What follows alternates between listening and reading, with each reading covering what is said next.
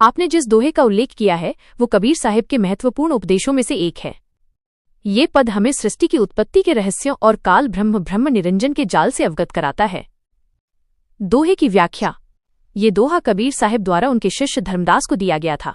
इसमें कबीर साहिब ने समझाया है कि ये संसार भ्रम में क्यों जी रहा है और मोक्ष का वास्तविक मार्ग क्या है।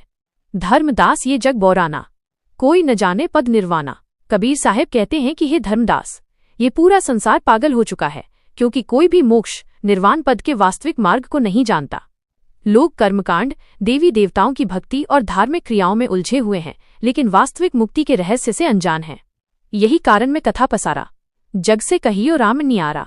इसी कारण मैं ये आध्यात्मिक ज्ञान फैला रहा हूँ। इस जगत को बताओ कि राम जिसके बारे में सब बात करते हैं वो वास्तव में सतपुरुष परम अक्षर ब्रह्म है और वे काल ब्रह्म से अलग हैं। इस दोहे का सार।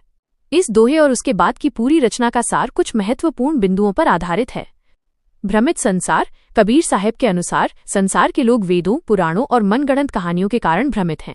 वे काल ब्रह्म को ही परमेश्वर मानते हैं और उनकी ही भक्ति करते हैं। त्रयदेवों की उत्पत्ति। कबीर साहिब ने यह भी बताया कि ब्रह्मा, विष्णु और शिव का जन्म अष्टंगी, दुर्गा और काल निरंजन ब्रह्म के संयोग से हुआ है। ये तीनों देव काल के अधीन हैं और वे भी अविनाशी परमेश्वर को नहीं जानते। काल का जाल। काल निरंजन ने तीनों लोकों पर अपना अधिकार स्थापित कर लिया है। वो जीवों को कर्मों के जाल में फंसाकर बार बार जन्म मृत्यु के चक्र में घुमाता रहता है। सच्चा मार्ग।